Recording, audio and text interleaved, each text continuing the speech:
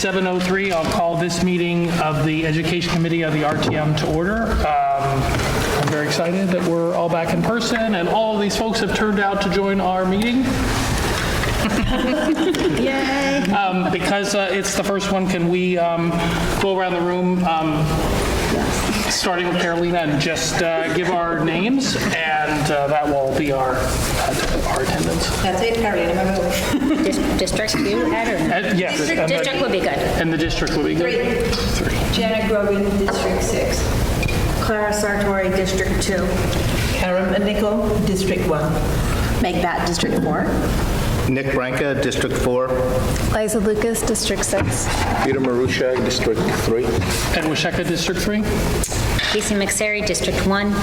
Erin Noonan, District 5. Jan Rader, District 4. Teresa Vogt, District 6.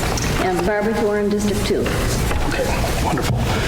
First order of business is to approve the minutes from the meeting of February 7th, which have been circulated. Any changes?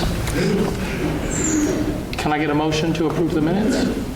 Sure. Clara, is there a second? Sure. Jan. All in favor? It's unanimous. Okay. The next item on the agenda was the discussion of requirements around open meetings. So I think we'll just maybe throw this open for discussion. It was pointed out by some folks who were new to the committee that the way we meet was certainly a little bit inefficient. But I think, Clara, you may have some history on sort of how we sort of came to meet this way, but I believe this is all by legislature that our meetings have to be in public, and so we can't meet ourselves and talk about what it is we're about to sort of talk about at the meeting. So we try to just stick to emails just for things like scheduling. In the past, we've had some debates that have sometimes sort of spilled over into email. These emails can be FOIA'd, even your personal email, and then you have to go through your personal email and dig this stuff out. So we're kind of, I don't want to say stuck, but the process we have are, organizing these meetings, putting the agenda out there. Someone can correct me if I'm wrong, but I believe we can change the agenda as they did at one of the recent Board of Ed meetings. They just need to take it's a supermajority vote to do that. But as a general rule, we try and get things sort of scheduled in advance and give people the chance to comment. Teresa, as someone on rules, do you know if someone had told me like that the whole virtual was going to go away, and since we no longer had to worry about COVID, haha. So RTM full meeting is not going away, and it will not be hybrid for now, or probably the remainder of this budget season. I actually thought this meeting would be able to be hybrid with you like holding your phone.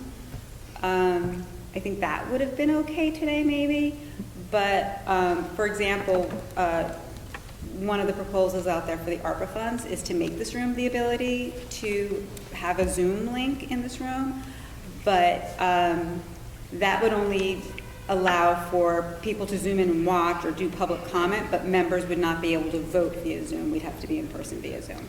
So I think that's... And when I had checked for someone with respect to the possibility of could they just call in on my phone? Right. What I was told is that they would not be attending, they would not be able to vote, but it would be kind of analogous to someone texting you and saying, hey, can you ask this question? Right. Then someone could call in, I would repeat what that person said for the benefit of the camera, Right. but that's the limitation. And then is this something that's being discussed just with the newly formed technology committee? This will come before the RTM. Okay. Yeah, because Okay. like the Board of Ed invested in that setup, but they Right. also have to, pay people to be there to, Right.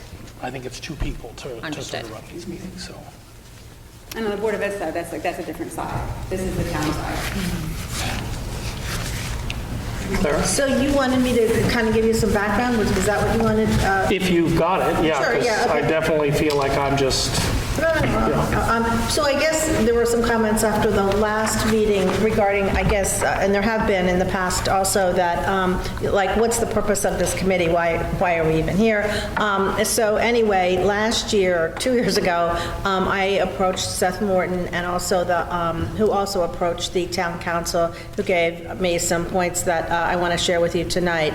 One of the thoughts was, is there a hierarchy? You know, why does this committee make a decision or have a discussion, and then the discussion goes on to the Board of Finance, and they kind of take it from there? But there is no hierarchy. The Board of Finance has the right to set parameters for what's reasonable with the budget. This is all information from town council. But the budget process itself is a debate or a discussion, and the goal is for us and for the other committees reporting, such as F&B, to bring back to the RTM a recommendation on the budget, and to show them that we have thoroughly scrutinized the budget.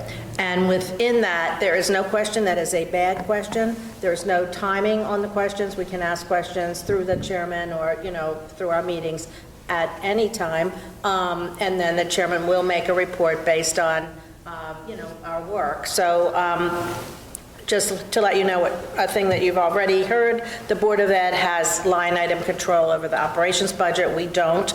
We can try to be influential about things. For example, last year we talked about we talked about the importance of the teacher in residence program. Somebody on this committee made a recommendation that there be 2 teachers, not just one, so there's some camaraderie and support within that grouping. So the Board of Ed took us seriously, and they did do 2 teachers for the teacher in residency.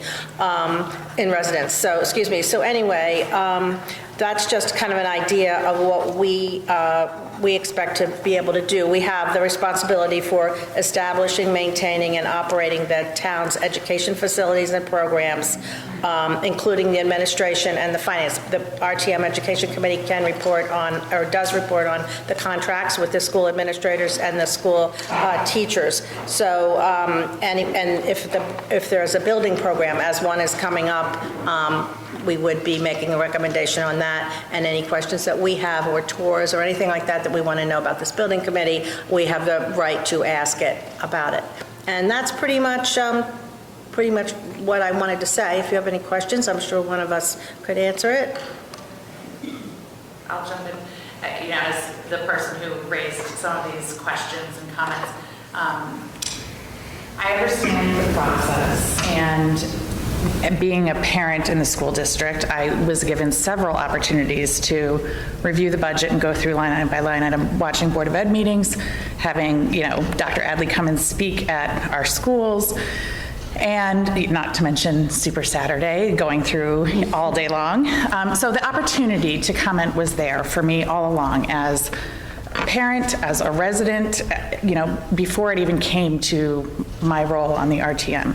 So I was just curious more so about the perspective of the RTM and the meeting that we had to go through the budget again with the administration.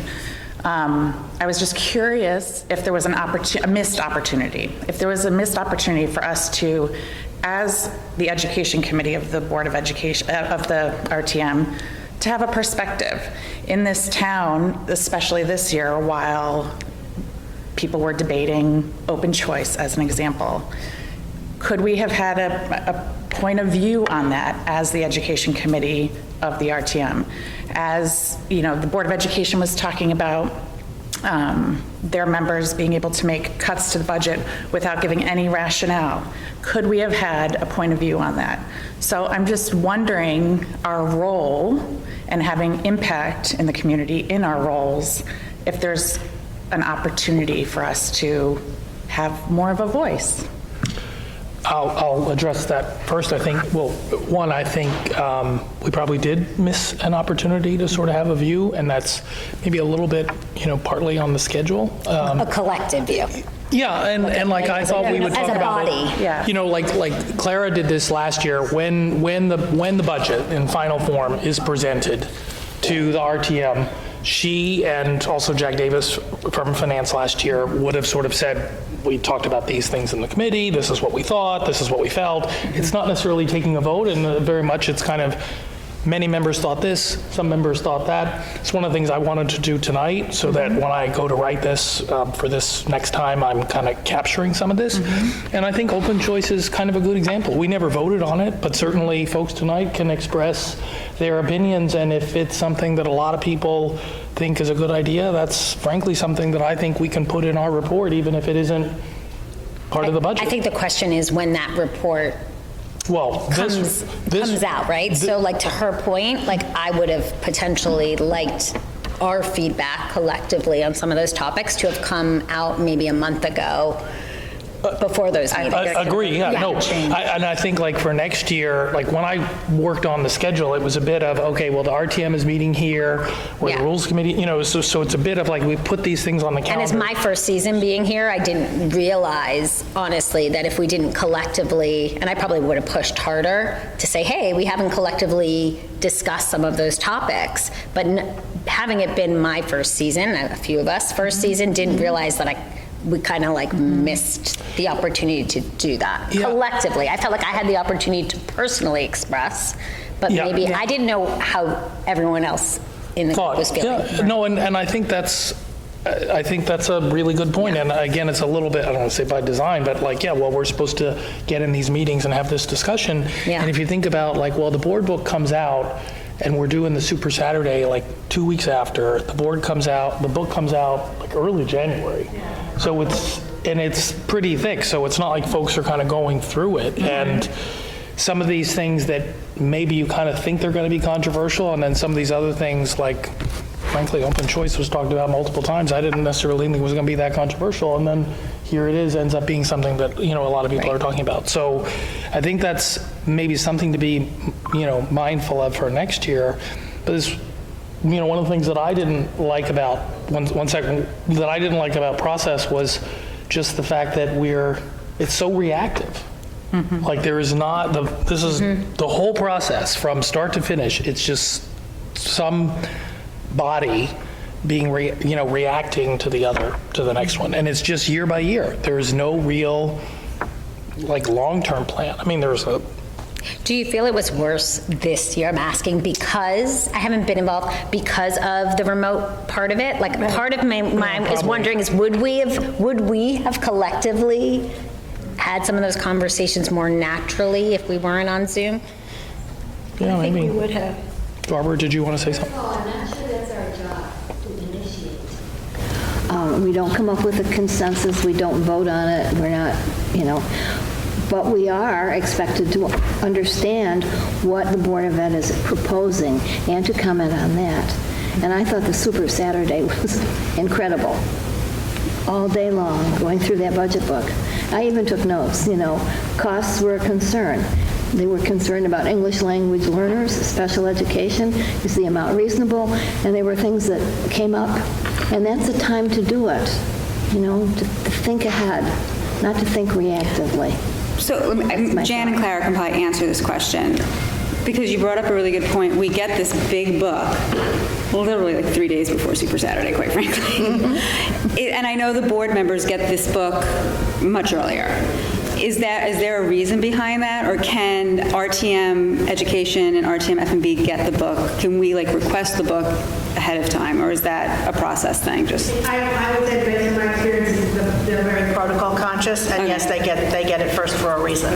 Okay. So I wouldn't say that we have any of that. But I was going to say, in response to whether we're reactive or not, I think it's kind of like a matter of looking at this over the long term.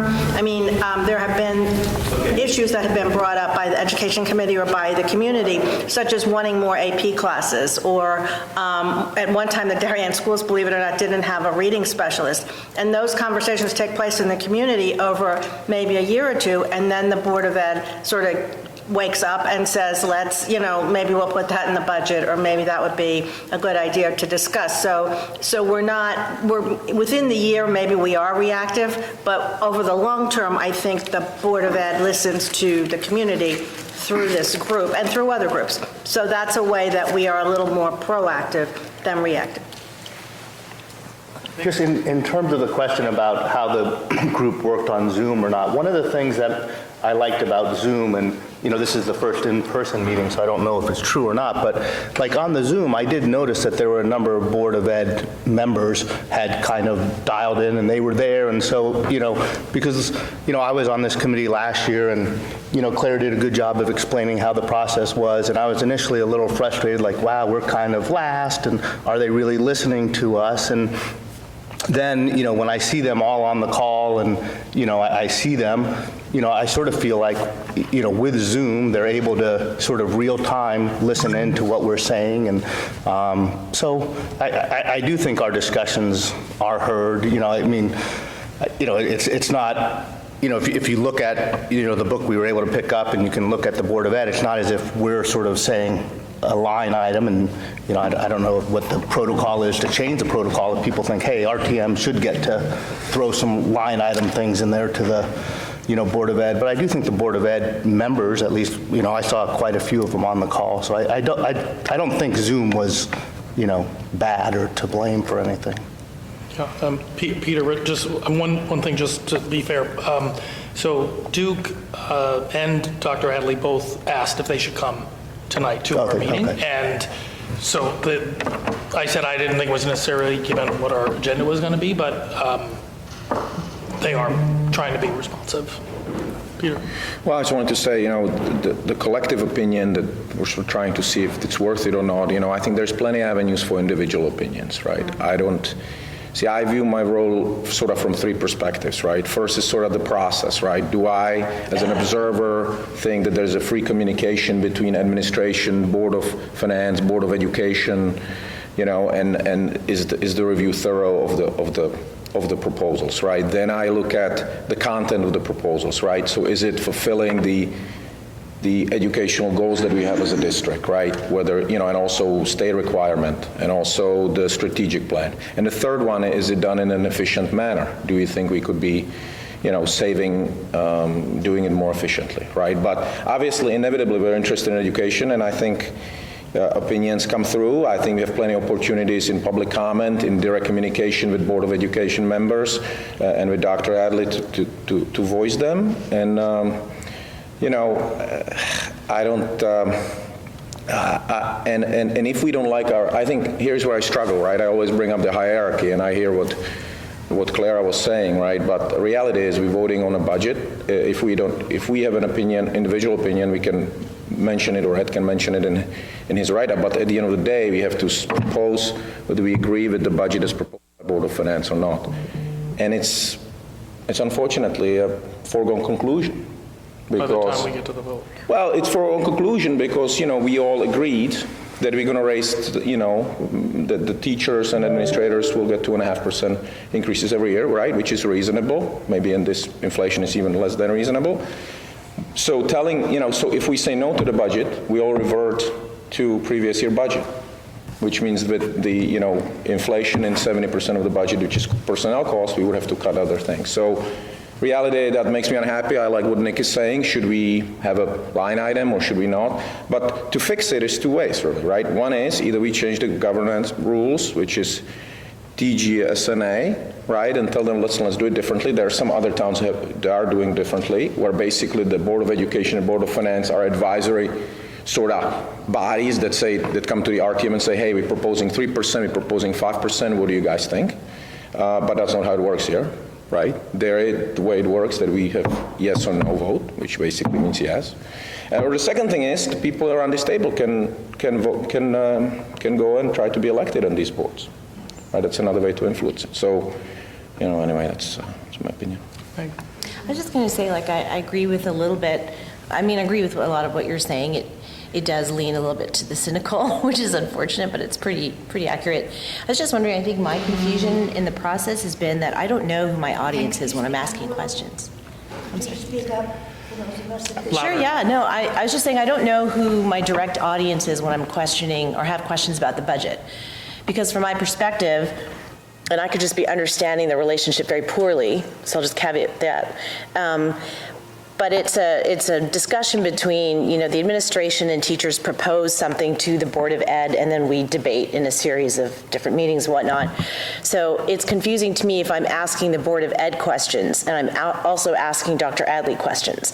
I kind of feel like if we focus to our audiences, then we can be a little more clear in what our end goal is. Because if I'm asking a few things from the administration, and then I'm also asking a few things from the Board of Ed, I'm effectively trying to negotiate between them through me, which doesn't make sense, and it just seems inefficient. So I think for me, the confusion is not knowing who my actual audience is when I have questions. Like, I would prefer that, if it's a new mandate, that RTM Education, all of your questions regarding the budget go directly to Board of Ed and just keep administration out of the equation entirely. I think that would help to focus and make our questions more constructive, because we know who our audience is. But the budget is the administration's budget until the Board of Ed approves it. Therefore, we're talking to the administration. Then let's keep the Board of Ed out of it then. Let's just have questions. Then it becomes the Board of Ed's budget. And there's a period of weeks where it is the Board of Ed budget, and they go through their cuts and adds and all that stuff. So then the ball was passed to the Board of Ed, right? And then, oh my gosh. But like if we, so like when we and the other groups all asked those questions, they were all I think they were all sent first to the administration to answer. Yeah. If we came out of here tonight and we said, oh, we have 3 other questions, and maybe they're new questions or maybe they're variations of something, well, we're sending it to the Board of Ed to answer, but they may still turn around to the administration and say, what's this number? Because, it's going to come out of their system. So I think, because it's kind of, so Super Saturday, it's not the Board of Ed budget. It's the superintendent's budget. That is what's presented to us in January. It's the superintendent presenting his budget to the Board of Education and all of us. So that's why our questions are directed to the administration. With regard to the Board of Finance, now I don't know if this is something our committee could do going forward. Last week was the Board of Finance public hearing on the budget. There was only 1 speaker.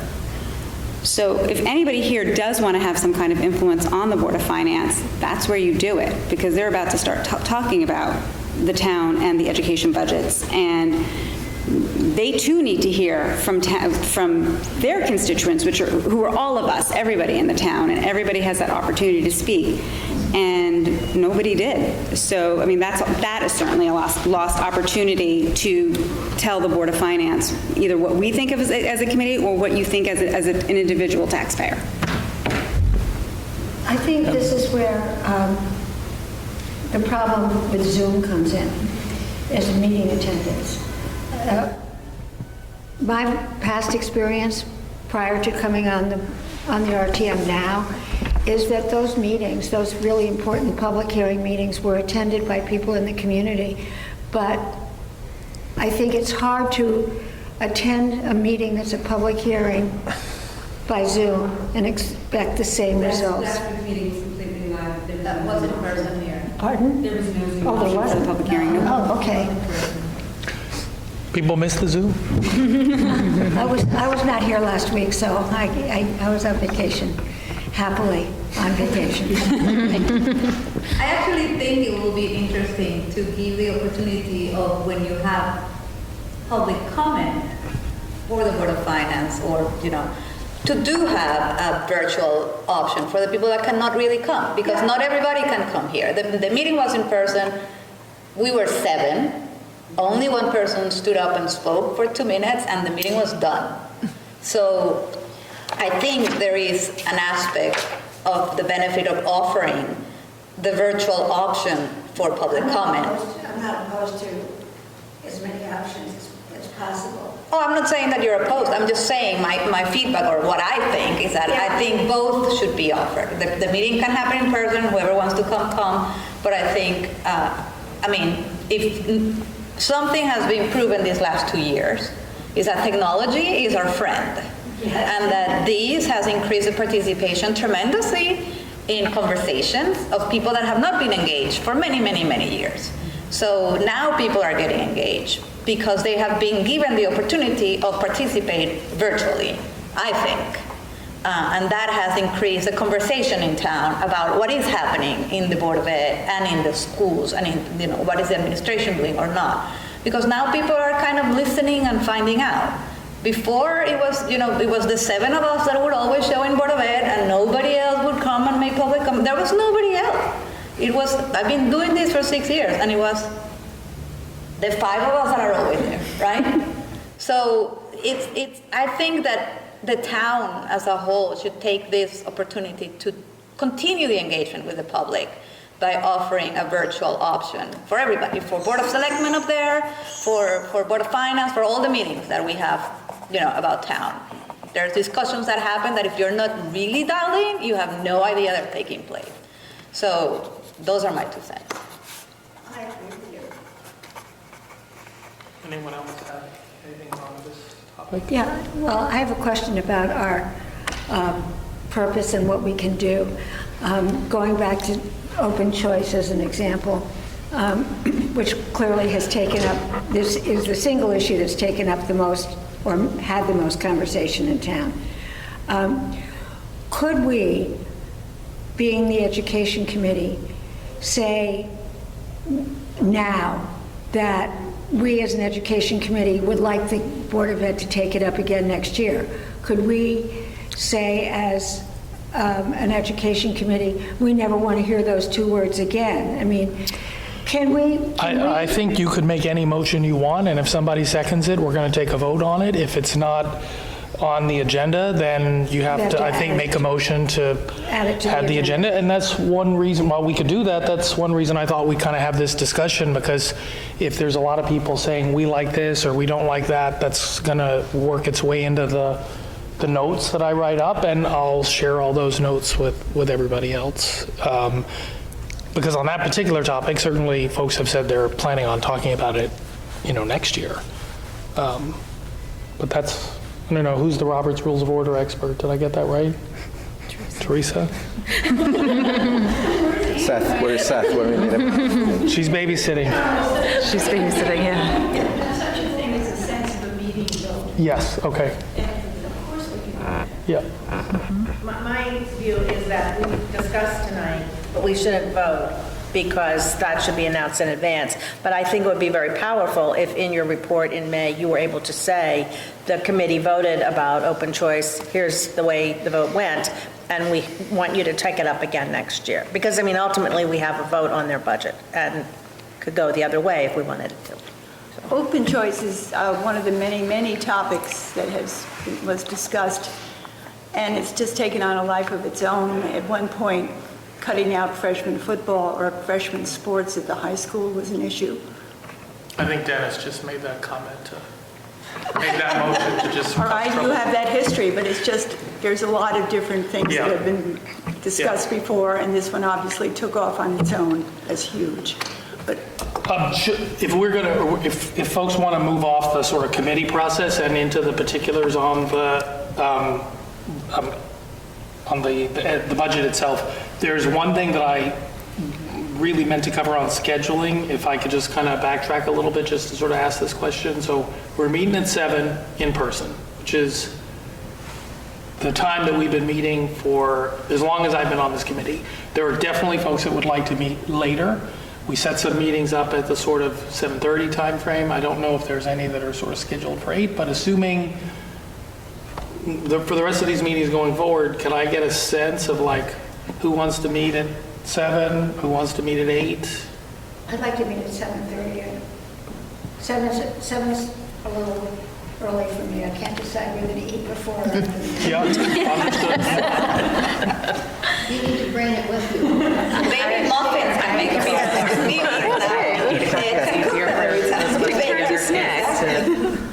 I agree. I can be flexible, but the later the better for me. I'm flexible. Barbara? I'm flexible, I can do either. 7, 8, 7:30? Doesn't matter? why don't you raise our hands? Sorry, I just showed late. Holly Mitchell, I'm the person in the meeting, a lot of you guys in person. Saturday, for me, I've got 3 young kids, I'll leave them alone to come to the meeting. A little more time to get home, but I will do whatever's best. I'll try to always accommodate. I'm flexible. Pretty flexible. I'm flexible for later, Okay. but it doesn't really matter. 7:30 is great. Okay. Flexible. Why don't we just raise our hand for Well, I wasn't taking a vote, but okay, 7:30, we're, It's totally good, seven. okay. So we'll adjust those for sort of future meetings going forward. Okay, so, yeah. Piggybacking on what Carrie just said, is it against the rules that someone could have a computer here and open up to Zoom, and I could call in if I can't make it, or Anne Reed could call in if she's babysitting her grandchildren in New Jersey? Why is that against the rules? I'm just curious. So I did run this down with someone who is involved with RTM process, and I was told that we can't have a vote. So you could call in, I could have you on my phone here, and I could say, oh, Holly just asked, said this, and I could repeat it for the camera, but then you're not attending. So I would like to just, I know it's not going to affect this year, but as we've recently formed a technology committee and we're looking at technology as a potential go forward for all committees, not just ours, given what we've all been through in the last 2 years. It might not affect us in this year, but I don't see why going forward. That's set down by the state. Okay. So it's a it's state a state thing. It's not a town thing. I think it was just because of COVID, they made the allowance for like electronic voting. Yeah, we've been discussing it in rules, Yeah. okay, so we have to reach out to the state. That's the yeah. I mean, And that's the place. yeah. I'm sure Because I think you know what I agree with you. It's definitely, especially when you have little kids at home. I get it. Or people who work in, I'm not one of them, work in Manhattan and can't get here themselves. And I think it deters other people from possibly joining this committee when they realize that they have to. I'm worried about us not being able to recruit young, fresh perspectives if we put these parameters on them. People who thought they could Well, have the old joined or ladies did join or stuff. No, I mean, We come I'm anyhow. not saying I want to replace anyone. Fresh. I think it's just harder. It's a harder sell. I want to compliment our chairman here for making everything available to us online. Thank you. Thank you for sending us pages and pages and pages of information. That was so useful. That hasn't happened before to quite the same extent. Or maybe it hasn't been available. But anyhow, thank you, because we all knew what was going on all the time. Thanks. At least if we were paying It was more available, and if anybody is interested from the tour that some of us were on, Cassie took a lot of pictures of Oxbridge, so she's got them. The fire department's on you can get online and watch them talking about the fire department. But I love the deck that you sent out because it actually showed, like my picture, they all start to look the same. Yours showed where in the building. Dukes. Yeah, that was good. Thank you. Yes, all I did was forward. And that was good too. Because it showed where in the building that picture was taken. Yep. Okay, so moving on to the next topic with respect to the budget.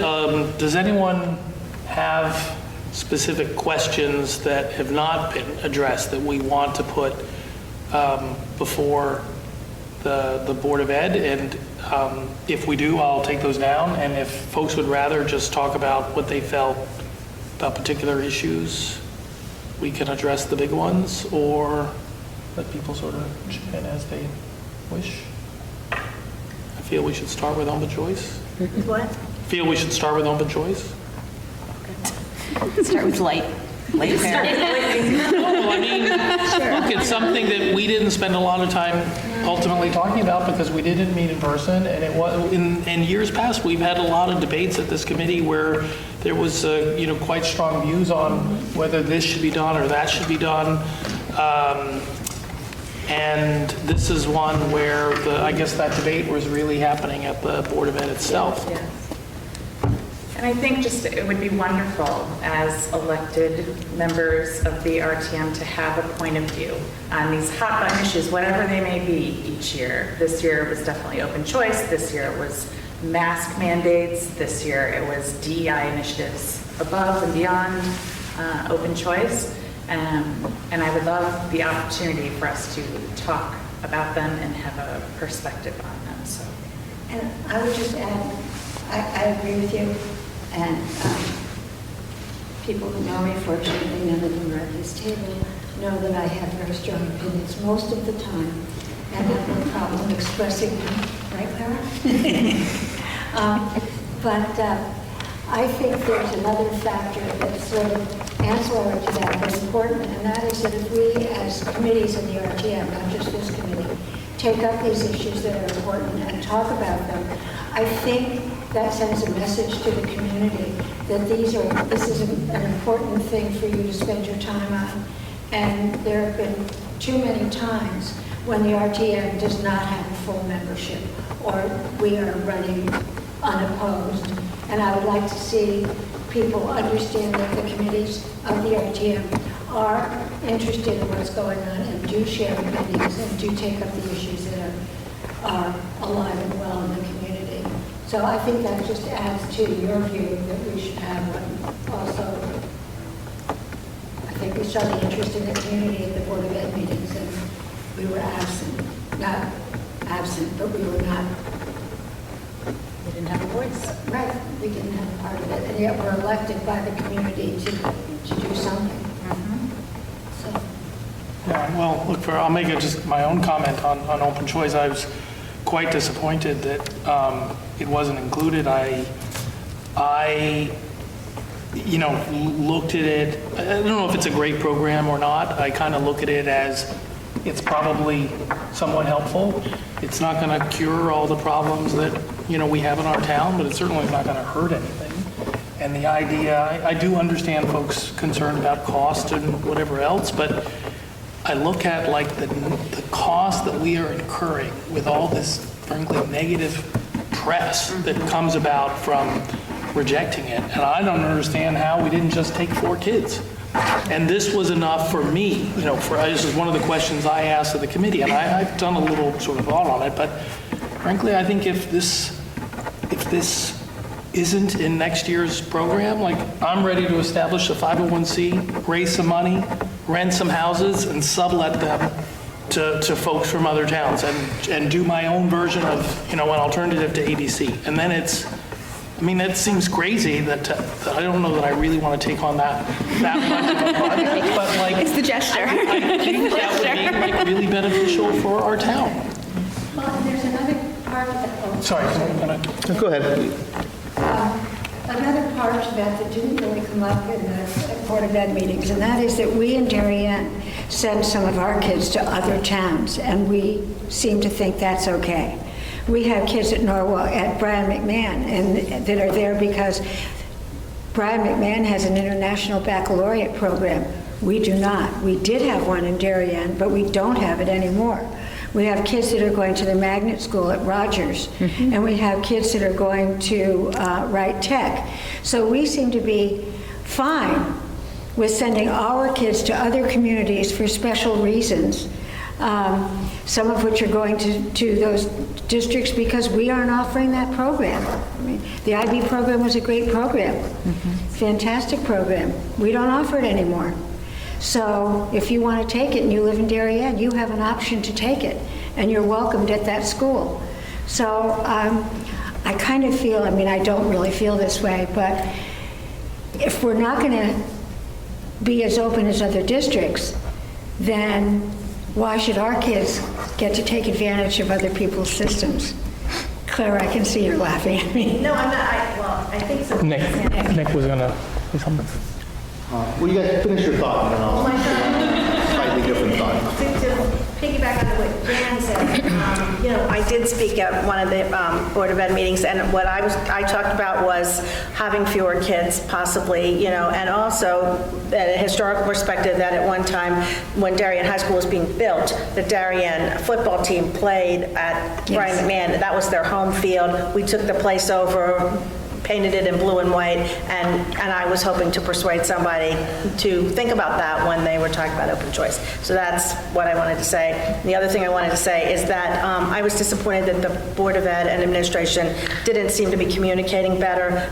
How about talking about 8 kids or 4 kids, not, all or nothing, pack it in 16, or, I thought that was disappointing. One board member did. Well, maybe, but I also thought, it looked like they gave the superintendent the go-ahead to get involved in this, and then they pulled the rug out from under him, and I thought that was an unfortunate situation. That's all. Yeah, I guess my point we were talking a little bit about, should we as the RTM, sort of try to have more impact on the Board of Education, and part of me thinks, yes, we're elected and, we're kind of elected generally, and then we, through our districts, we kind of get put on different committee, so whereas to some extent, people that are on the other elected board, like the Board of Ed, conceivably they're more experts in education, or and they've been elected to those roles. So I kind of, I'm just thinking, as I think about the community, if the community is saying, okay, we want you 100 people to represent us generally, but then they're saying we want you X amount of people to be on the Board of Finance or the Board of Education, I'm not sure, and people on rules and different processes probably know better as to, should we be trying to tell them what to do? Is that maybe overstepping? Because obviously they have to vote. They get written up in the newspaper how they vote, and they have another election. And if we're sort of saying everyone's unhappy, or a lot of people are unhappy, I would assume the election, I assume it would flow through that way. So I don't know if we're meant to tell them, if we should be sending them a letter or not. I don't know. Maybe someone knows better if it's our place or. I felt I agree with you, Clara, that the Board of Ed and the administration, there seemed to be a lack of communication, because I felt, coming as an educator myself, I was very interested in what was being said by the administration. It was a plan that had been sort of carefully worked out, but it seemed to, I would have loved to have had more time to hear more about that, to really understand the program, because it seemed to be certainly a good beginning, even if you didn't have the 16 or you started with a 4 or whatever, but it was a way of opening it up to more people, and it didn't seem to be financially a tremendous burden, and maybe that's something that had we been able to have more of a meeting with just the administration to talk about, so that we could really be the advocates possibly for them, if saying, yes, we do think it's a good program, to communicate that to the Board of Ed as representatives of the town. But I must have to admit, I share your feelings. I was very sad that it didn't go any further. May I ask about the opinion of each of us on open choice and about it? It's obviously supposed to address diversity in town, right? And I don't want to minimize that effort. It's obviously part of the strategic plan, and I have a big respect for Dr. Adley and his judgment, who is obviously very supportive of it. And it's possible that I'll be on the wrong side of history, thinking a couple of years back, reviewing this meeting. But, I think both specific and general, the program, I'm not a fan of it. Specific because of the cost and because of the actually uncertainty that we would get diversity the way it's run. It's a lottery, right? There's a lot of people in Rowayton and all that. But also the cost. We say cost may not be that big and all that, but if I think about 16 kids times 12 years, it's 200 kids over the next 10 years or 12 years. 200 kids means 10 additional classes, which means 10 additional teachers, et cetera, et cetera. So that's my opinion on the specific program. Maybe there's a different way to do it that would satisfy that, but also general. I think it's not the school system job to take care of everything. And, we live 45 minutes, it's my opinion, obviously. We live 45 minutes from one of the most diverse cities in the world, right? My kids play sports, go to camps in all different towns around Fairfield County and between here and New York City. So, I don't expect the school to tell me, and I don't want to minimize this, but I don't want the school to tell me, and I don't want them to tell me what clothes they should wear, and I don't accept that this is not a diverse, that my kids don't have a diverse, uprising. So that's at least my opinion. We can debate it that way. Well, I think if I can. We were on, I don't know if you missed the board that call where CES came in and spoke about how the lottery would work, and spoke about the cost and actually, how it's actually not a cost. It ends up being a little bit of a revenue driver. So, I mean, I have friends in Westport and Fairfield who, when they saw what happened here, are like, why did your town vote against this? We've had it for years and it's been so successful. But I think, well, but there's, I mean, I guess the issue on cost, and I mean, as Peter says, if you have 200 kids, that's different, but doing the program with 4 kids one time would not have had Senator Duff writing that letter, which frankly just looks bad. And if the Board of Ed would have said, we'll do this, but we want some group in the community to raise $50,000 to cover unforeseen expenses, that money could have been raised in a heartbeat. So as I said, I look at kind of the cost bit, but to me, that's solvable. That's solvable. Yeah. And I also agree with you, like, this doesn't solve sort of all our problems, but it's just a bit of when you have swastikas in the middle school happening like more than once, something's not right. I don't know what the fix is. I know folks are trying to change it. Isn't that what you're seeing? In middle school, it's happening in high school too. So anyway, that's my own view. It's like that we should be encouraging the administration to try more things, not less things, because. And that's discussing it, right? You know, it's an interesting. I'd just like to. Sorry. Barbara was going to say Can I have a turn? Just a short turn. Yes, Barbara. And then you can have it. I just want to point out, I was one of the people that helped ABC get started in this community. It took a long time. It took the community. It took person to person. It took a couple churches. It took a whole gang to say, this is what we want, this is how it's going to work, and we will support it. We'll support the kids, we'll support their parents, we'll support them coming and going, and we'll raise the money that might be needed so we can give them the opportunities they need. These are high school kids, though. This is different than little kids who are coming through the system. And the question is, should we be targeting older kids? Do we keep them forever? How long do we keep them till they graduate? So I was missing some of the details of some of this. But in theory, it's fabulous. In practicality, I don't know. But we need the community behind it.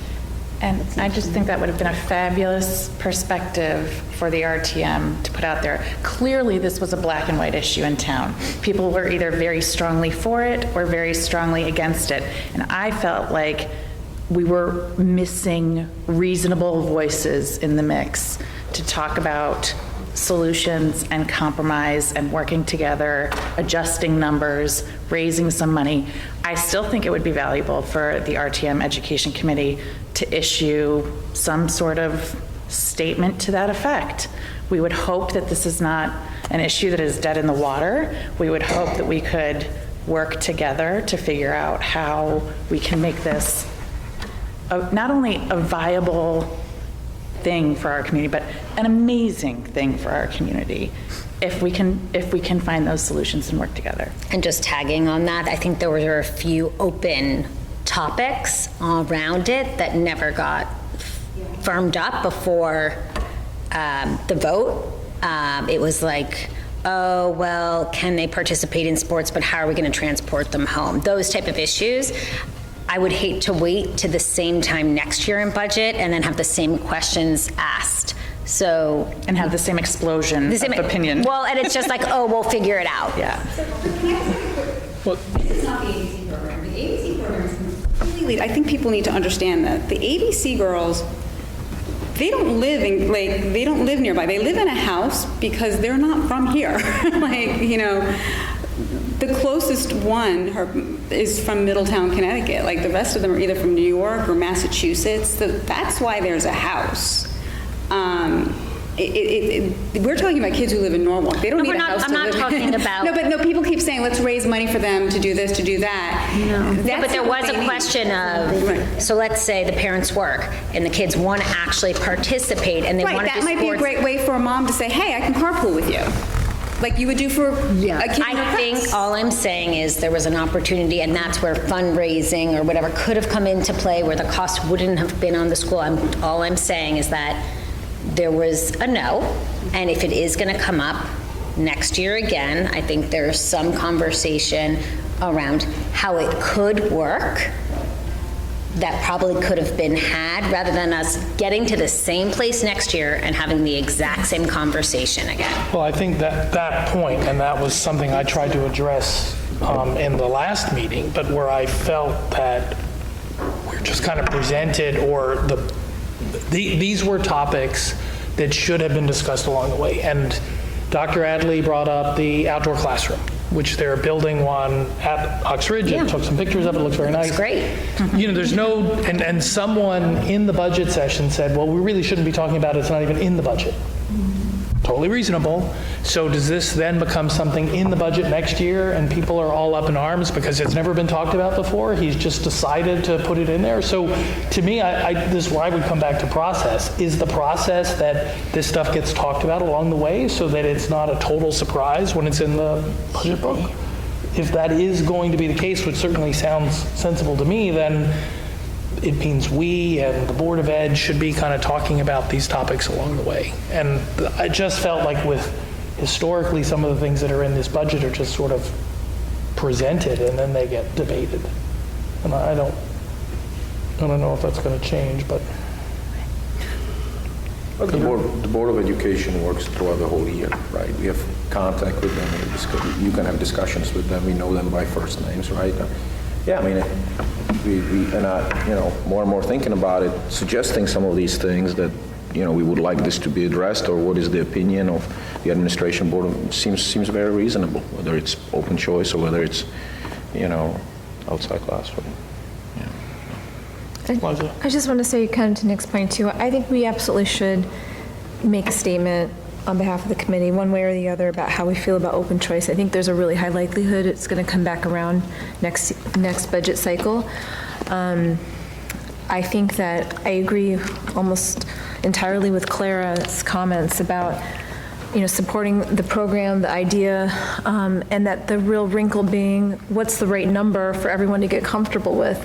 I think that it's something, the number of students we can take in each year, if it were to be passed, would change, and it wouldn't be like, like Peter's saying, like, if you're committing to 16 kids every year, yes, that is, we all see the developments, we all see the apartments going up and all the new approvals, Parklands and everything else. The enrollment's going to change. There's going to be different sections that are going to break that has nothing to do with open choice. So we do have to be careful, I think, about how many kids we're talking about when you're starting in kindergarten and going all the way through. But I think that, like Barbara said, if the community says, yes, this is important to us, we want to, make this part of our, our school community, I think the real thing to think about each year is the number, and to make it clear that each year that number might change. It might be 16 one year, it might be 2 the next, it might be 20 the year after. These classes really ebb and flow with size. So I think there's a lot of things like that I think if we just make a general statement to the board that says we're either behind this, or we're not, I think that would be helpful for them as they're preparing, and Dr. Adley's preparing for next session. But just for everyone to have their point of view heard. I would just like to comment. Again, the ABC girls, what I heard happen a number of times in different ways reminded me so much of the same discussions that occurred when ABC came to town. That it's going to be a problem, that they're bringing their problems to our school, they're leaving their community because their community is faulted in some way.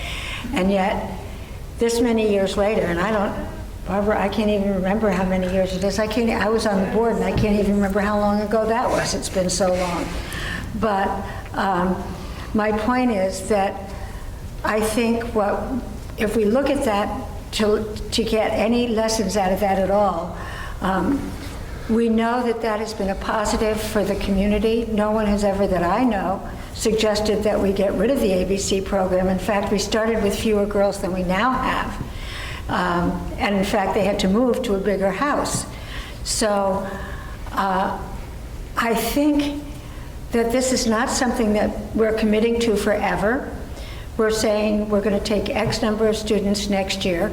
Yes, we don't know what class sizes are going to be, 2 or 3 years down the road, but we also know that they can go either up or down. I think there's a constant assumption that always the class sizes go up. But one of the reasons we don't have the International Baccalaureate program anymore is because the class sizes went down so much, we could no longer maintain it. And I think the assumption that everything is always going to grow is, we have plenty of experience in this town to know that that's not always the case. On a personal note, my son graduated with a class of 225. The next son graduated in a class of 150. From Darien? From Darien. Wow. I mean, look, my son is, remember all the talk about the bubble grade? Yeah. My son's grade, that bubble grade of over 400 will only be graduating with like 370 at most this year. Well, we got a nice cafeteria out of it. Well, look, so maybe not a vote, but could I get maybe just kind of ask the question this way? If the Board of Ed had sent us a budget that had some level of participation in open choice, would people have supported that? Yes, sorry, John. I can't imagine that we could have this program without them being allowed to play sports, and I think that could be easily checked on how it's done and has been done for years. It just seems out of the question that we would have them, and also we might gain a lot by having a good athlete come to Darien. Obviously, colleges recruit people. So I just... They're kindergartners. They're not going to play high school sports. That's right. This but nor come with special needs, ahead of time or any of that stuff. So Right, but there are activities after school, even starting in kindergarten, so. Yes, so all the more reason. I'm just saying, if you want to give them the experience, let's allow them the full experience. And I think they would be. But the question was, how do we transport them? Well, I'm just trying to get a sense. Well, wait, right now, how does a kindergartner get home from their after-school activity? Sorry, but we're definitely into the weeds of a program that we're not actually approving. I just made a comment on my thoughts on what we're voting on, that I think it should be one that includes all their activities, and I think it really is the weeds getting into kindergarten and how they get home. We got bogged down a lot. Well, if your kid does activities at the school, you go pick them up. I mean, it's not unreasonable to think that you would, just like Teresa said, you're going to get a carpool going. I live and die by carpool. I think most people, you have a lot of kids, that's what you do. I think it's, if your kid has to ride the bus home because you're at work and you can't get away, then they're not going to have an after school that day. That's how I think my family plans. I mean, you have to take into account transportation. I don't think it's unreasonable to say, all right, I know on Thursdays I'm going to get a sitter, or, I'm going to leave early from work, and that's the day they can do the after school. I mean, I think that's how most families do it. Not minimizing after school for kindergarten. Yeah. Just thinking it's one more detail. Yeah. But just to go to your point, if we were to release a statement on behalf of the RTM Education Committee, wouldn't that have to be a unanimous feeling from all of us? No. So some of us feel like we hate the program and some of us love it? Yeah, I mean, if we don't, I'm asking this question, I'm going to make these notes, and obviously there are some people who didn't necessarily have a lot to say. There are other people that, voiced their opposition, or you could, my sense is from talking to certain people sort of in support of it. That's generally how I'll write it, and it'll go around so people... We're talking about a public statement, and we love disjointed. Well, this will be public, right? So the notes that this is public, and then whatever we put out. The statement has to be a unified thing, or else what's the point of making a statement? Well, maybe I misunderstood, but when someone said statement, I thought it was the statement that I'll read at the RTM meeting. I thought you meant a statement like we put in the Darien Times, like here's how we feel. No, he's talking about what he does when he tells the RTM how we voted on the budget. Why? I think I would include, It's X number in favor of a certain sentence and another number. That's what they... Clara, you look like you want to say something? No, I guess I would consider it a sensitive topic like this. I would go for a real announced vote and on the agenda, not anything less than that. That's just my opinion. That's a thought. So should we add it to the agenda for tonight? I- me? Should we add it? We have to, unless someone wants to make a motion to change the agenda, I think we should add it to the agenda for the next meeting. Yes. Because we haven't actually voted on the budget. What? I said, and then we can all think about We it. can all think about it, yep, people who, Hear from our constituents. exactly, yeah. I'm sure I'm going to get a call from somebody tomorrow. Is there anything else that people want to talk about on open choice? Can I say one thing? Sure. We have questions about this and how it would play out. Yes. We need more information. We need more guidance on it. You get one little kid in first grade and you keep him 12 years. Kindergarten. Kindergarten. Yes, all the way to high school. That's why he wants to take them at kindergarten, so that they're in the system. Next year or not? No, necessarily. optional. No, it's optional. It's not a mandatory program, it's an optional know, so program, it's so you just- can participate next year, But I and then want- skip the following year. But I want more freshmen. I don't want. No, that's not how he wants to do the program. But Barbara, that's not how he he presented it, that he would want to start them at kindergarten, so they go the full 12 years in the Darien system. Just that same So group. every year, when we look at it, we'd be adding them at the kindergarten level. So we're adding them every year. Depending on enrollment, because the numbers would change. If numbers go up, then the answer's no. Right. If they go down, But to her point, wouldn't that be great if we had some person explain this to the entire town? They did. They did. Not very well. But they did it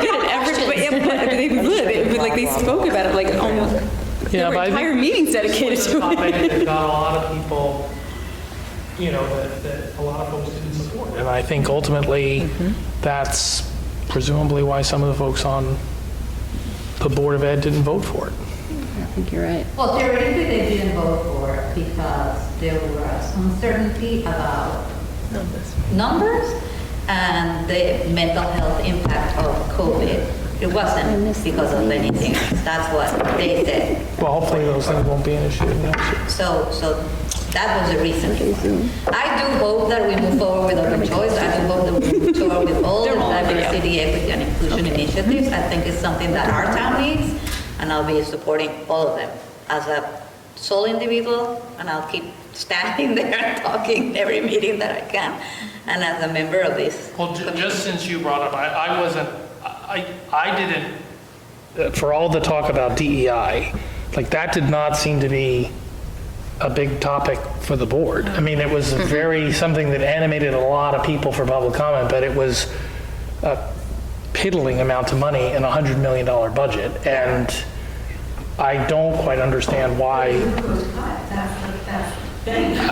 Yeah, but that to me, I didn't think that was necessarily something that was controversial. I think it was made controversial. Yeah, it it wasn't wasn't. controversial. It was made controversial, and I do think that there's something behind it that shouldn't be, right? But Ed, now you're talking about open choice or Dr. Shelton? I was going to skip right over DEI and talk about cost, but if you want to talk about Dr. Shelton.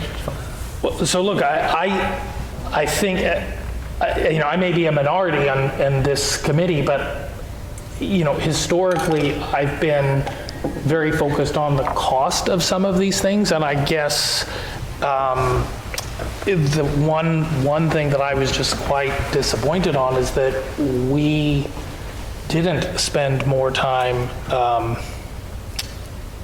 trying to figure out how to get the budget smaller, because I don't really feel I'm very good at sort of looking to pick out numbers, but I mean, I guess the final budget may still get smaller because the Board of Finance has to do its thing, but similar to what we were talking about before, maybe not as controversial, I guess I would be curious as to I mean, I'd be curious as to if the folks feel the rate of increase in the budget was more than they would like to see. And this is why I say I kind of feel I'm sort of in the minority on this. And that's not necessarily the driver for most people, but I wanted to kind of ask that.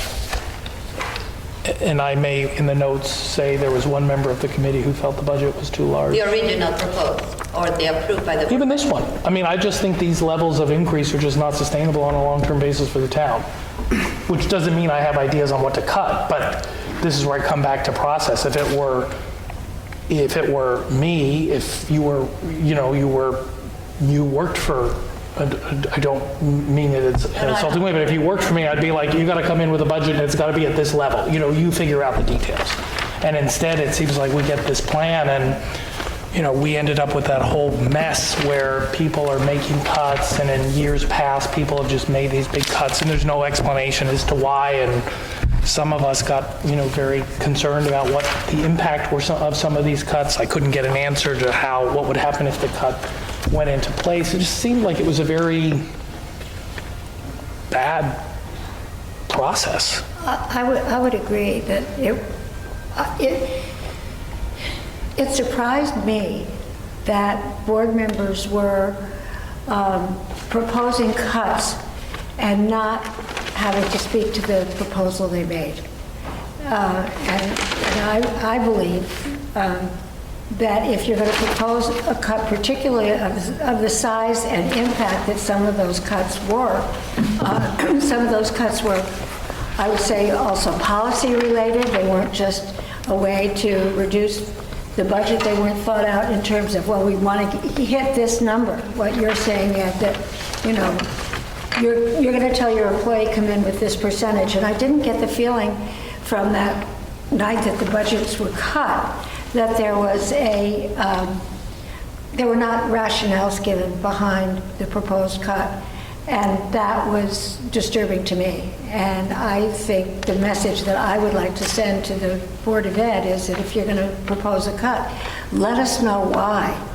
Let us know what it means in terms of financial impact and in terms of the educational impact, because that's what they're really supposed to be focused on, is the education. And I didn't get any sense from a lot of those proposed cuts on what they meant.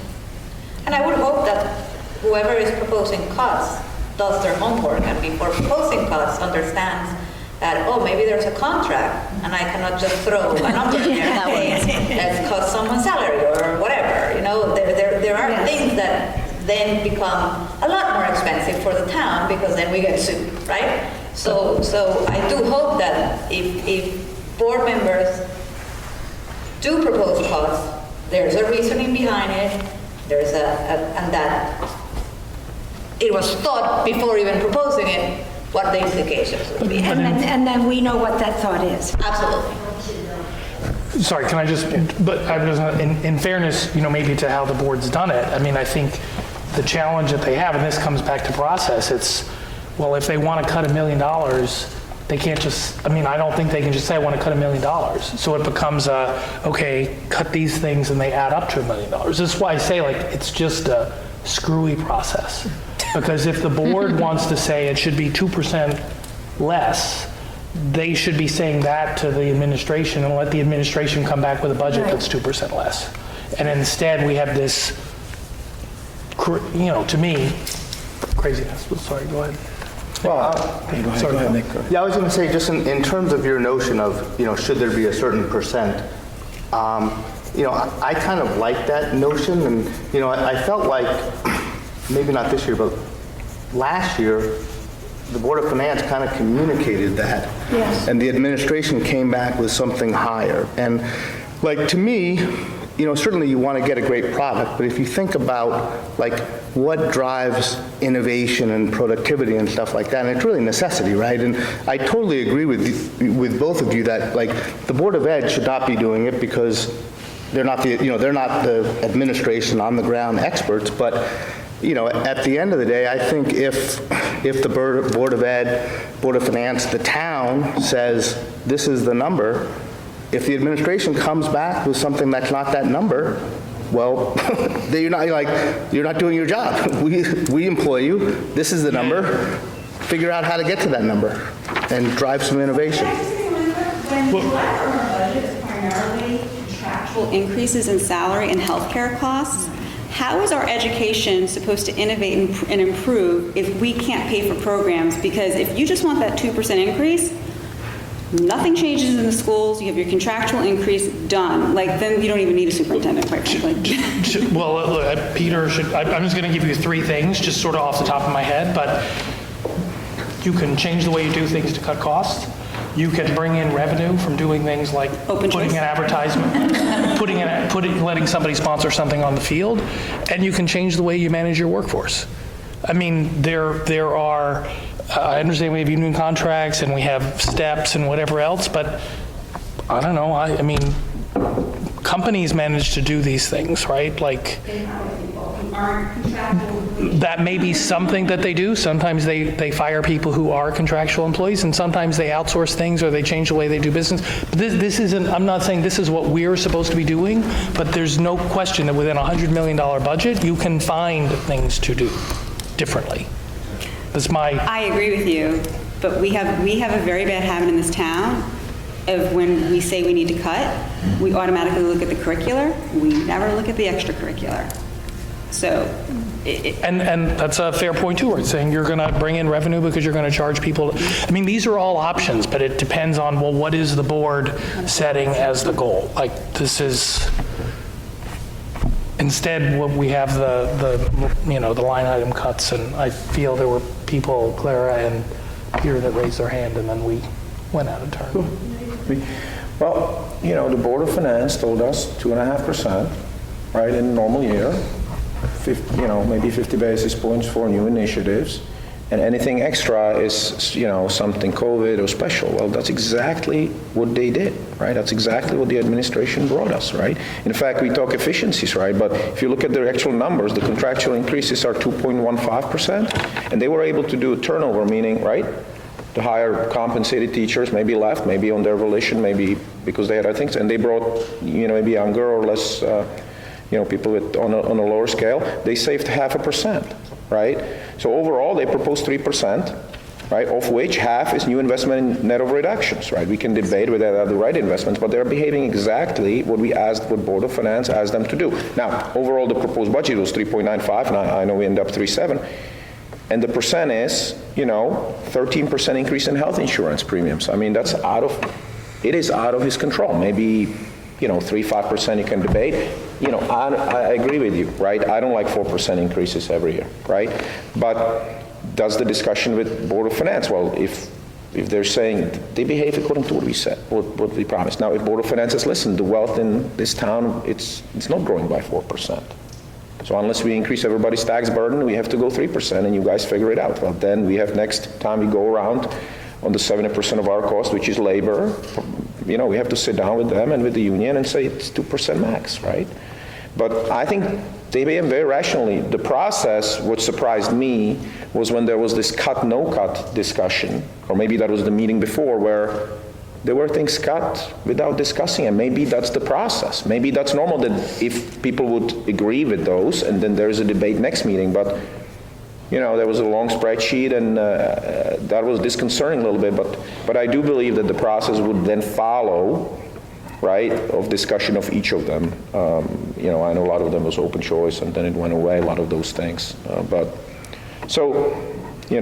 don't like 4% either, but reality is, that's more of a discussion with Board of Finance than Board of Education. I mean, their job is really, I know we all live here, we all have an opinion on cost of living and everything, but their job is to provide the best education that the Board of Finance tell them is attainable. And it's got to be efficient. So if people have things on efficiencies, and I know, we say it's 100 line items and we should find some efficiencies, well, let's put them on the table and let's discuss with Dr. Adley whether he needs to do it differently. But we have to be specific. Just, I don't think it can be, well, you got to be more efficient. Just more. Clara? I was just going to say, I would like to suggest that in your report in May, you point out that we would like to see a rationale when cuts are proposed. I think that's something that Jan brought up. What I wondered about is, without getting into a personnel discussion, was there a reason for bringing up some of the department head type cuts that were proposed? Is there a thought that it's not working so well? That discussion should take place amongst the Board of Ed in executive session. And you know what, to your point, Ed, that, businesses look at all the time efficiencies. If this isn't working, department heads, they were proposed several years ago, it's okay to tweak it, it's okay, but that's not a public discussion. But I think that if that's what the board member who suggested this, if that's where he was going, I kind of wish his colleagues had had that discussion with him. But then wasn't the feedback that I heard that it was working really well? The department heads? At least that's all I heard, was how good it was. That was a particular topic that we spent on this committee a lot of time talking about. And certainly, Peter's brought this up from a, performance metrics, and that absolutely is the kind of thing that you would expect someone on a board to say, well, hey, yeah, we did this, we spent all this money, how's it going? Show me how it's going. Yeah. Yeah. So anyway, that's my 2 cents.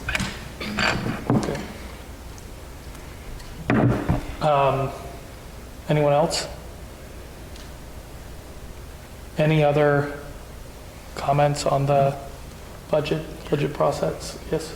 I just want to say this quickly. On the tour on Saturday at Hindley, we were looking at a classroom that was thought to be very small for the number of kids in it.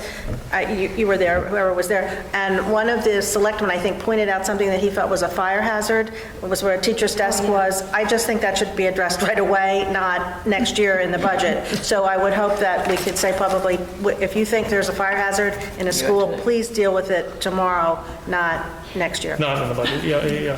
And look, I know you guys, for the most part, weren't able to go, but like the tour was great, and all I can say from looking at that Ox Ridge project is I'd like to be there myself. Yes, exactly. It's gonna be nice when it's done. Yeah. I wanted to say Yes. one other thing about the budget, the detail, the content. I thought the discussion about the bring your own devices was confusing. And I thought that I applaud Dr. Hadley for wanting to eliminate something that is not efficient. I mean, it's terrible if we're buying iPads that are not being used. But I think that they may have missed a discussion around maybe an alternate device. I feel like when I speak to a lot of families, I feel like this is going to become confusing, and I'm not sure. And I even just hearing them go back and forth, I felt like there was a lot of. I just think this is going to get bogged down, and I have concern that maybe a bright line, like, okay, here's the device, the iPads didn't work, we're moving on, or we're just going to stick with Chromebooks, or whatever it would be, might have been easier and cheaper. But also, I'm not a technology person. I just feel like the discussion around it was a little, I don't know, confusing. And I felt like that when I was having community discussions with other families, I was hearing the same feedback. Yeah, I mean, I think that's actually kind of another one that would sort of fall into this process bit of like what was just kind of put into the budget and generated all these questions, and it would have almost seemed better had all the work that was done on it been presented in an earlier meeting, and it would have been a little, evolutionary, because again, it's great that they're sort of assessing a program that again was new, got a lot of debate, okay, technology's changed, this is how we're using it, these are the changes we should kind of make going forward. But Again, I applaud, like, if they're not being used, absolutely, let's change. I just thought, I'm concerned about how the discussion took place and the plans that are, I'm not really sure what the plans are. I know everyone's supposed to buy a computer, but there was a lot of questions about, well, what if I don't have one? So, I don't know, it sounds like we're still buying computers. I mean, when Dr. Hadley did his call with the HSBA,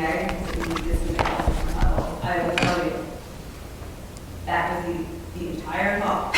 It was not, it was definitely, hearing, board members talked a lot about it, like, can you tell us about the iPad usage? Like, there were board members really pushing for him to get rid of the iPads. Which I don't think is a bad idea. I just maybe and it ended up being a very unpopular decision once made. I got to tell you, it did not seem to go over well with the high school community on the call. I don't know. I just feel like that's something that left me still questioning what the plan was and what was the best plan. So because kids who currently have the device, obviously we give back our device as a senior. That makes sense. But like freshmen this year have to hand in their device. They're very attached to them. No, but it's more of if you were going to propose something like this, maybe it could have been done differently. Where Teresa, maybe I misunderstood, so I just want to make sure I understand. Yeah. They're bringing their own device, but I thought... No. So right now, if you're at the high school, you are given an iPad. No, I understand. Yeah. I was just, let me finish what I was going to say. But if you want to say, hey, my family is not going to buy me a device next year, you can still use one of those iPads, was my understanding. So when you're saying I have to give it back, you could be the family that says no. Right, but it sounds like they're not counting on too many families doing that. Well, I think a lot of families are, so we'll see. Can I say it would be good to explain the policy to start with about the iPad that you need as a freshman? Say that again? Not everybody, I'll speak for myself, understands what kind of a device you have to have when you're a freshman and why nobody likes them. Some people do or don't. I don't know. So they're given. So when the whole one-to-one rollout happened under Dr. Brenner, he consulted with the faculty at the high school, and it was the faculty who thought that the iPad was going to be the better device at the high school level, and the middle school has Chromebooks. I think, because we eased into it, so like say, for example, like my daughter who's now a sophomore in college, she was given a device, the way it was rolled out, she was given the device when maybe the end of her sophomore year, maybe, but by that point, she'd already gotten used to using her own. So what you've seen basically at the high school is that the younger grades who've become used to one-to-one from middle school on tend to use their device more that is given to them by the school. So it's almost as if we didn't give it a chance, because you're talking about a program that's really only been around for 4 years, and that was rolled out very gradually, and we're already saying something's wrong with it, when we're pulling it, the rug out from under it right away. I don't know. That's very helpful. I mean, when you say your own device, I usually think that means mom and dad bought it for you and it's different from other people's and better. That's not the case. I mean, some kids will bring their MacBooks, Not my kids. Well, the stump is an uncertain number. Some kids use their cell phones, yeah, absolutely. Do we have any other business? Any? I just have a question Yes. about what? We're trying to stop the adjournment, but go ahead. Yes, because I just want to know what your plan is next for how you're going to proceed with writing something up. So we will have to meet, once the budget is ready for the RTM to vote on, which somebody for sure knows the date, but I don't, we will have to vote to approve it. And we will end up, let's assume this is the final budget, but it could change. So we may have another meeting where we have discussions. The Board of Finance could come in and say, cut $1 million, or could do nothing, right? So there may be questions that we have or things that we want to talk about. Assuming there isn't a whole lot that changes, we will have another meeting. We'll take our vote, and some of the discussion that we're having now is really going to be blended together with all the meetings that we've had, all the questions that we've had. I'll try and boil all that down to something that's, I don't know, a page and a half. I'll say, Clara, can you send me what you did last year so I can kind of get a sense of what we did last year? And it'll be circulated for everybody to comment. No, I understand the process. I was just wondering how you're going to sum up are you going to sum up the conversation and send anything out to us, or will we get everything in that final? No, you'll get it, because what I'm presenting at the actual RTM meeting is our sort of official statement. So you guys will all have it in the same way that you get the minutes to say, hey, is this right? And at the next meeting, we will, if people want to do that sort of sense of the meeting, we'll put it on the agenda. We can take a vote on open choice if people want to do that. Is that the only topic? I just want to make sure. So that when we have these agendas, anything that you want to put on there as a discussion topic, but it'll be, approving the budget. I believe we're going to have something to do related to. No, I'm asking if that's the only topic that people feel we need to have a separate vote on in terms of the main points of conversation. Is that the only one? I'm fine with that. Just sort of. I think if anybody else has one, they can kind of put it out there. I think we're also going to have coming up, there's going to be some request that comes through the RTM for some money relating to the Libraries Reimagined program. It's going to be like some early architect funding or something like that. And the portable, the construction that is going to help remove the portables, that's Yes. probably going to come. Yes, oh yeah, right.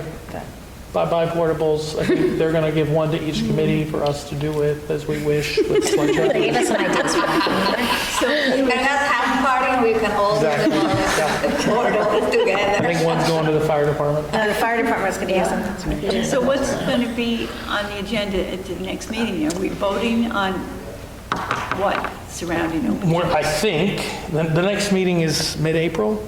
April 4th. We may cancel it if we don't have it, but There's a assuming... Board of Finance meeting tomorrow night, if anybody does want to make a public Yeah, comment, I we're going to think- start talking about the budget. I think the next meeting is going to be a vote on the budget, a vote on the library's reimagined funding, which includes the removal of the portables, I think. And it may be, it's just like on all these RTM meetings, there are these, I don't want to say somewhat random things that we vote on. There may be something like that that's not They come through controversial, but rules, we by the have way, to they vote come on. through rules first. Nothing's come through rules yet for sorry, education, don't worry. Teresa is our early warning system. Exactly. Does that sound right? Is there anything else that's coming down the Nothing's pipe? stuff's coming through rules, but not for us. Yeah. According to the schedule, Board of Finance preliminary vote is April 5th. But they start talking about it tomorrow night. If anybody does want to pay, April 19th is final vote of the budget for the Board of Finance. And the RTM meeting is May 10th. Oh, is that right? And I think we have something early May, if I recall. May 9th. Oh, us, yeah, that's a different thing, but the RTM vote is May 10th, you're saying the 9th? 9 says that this Oh, that's fine. Monday. Okay, all right. Good night.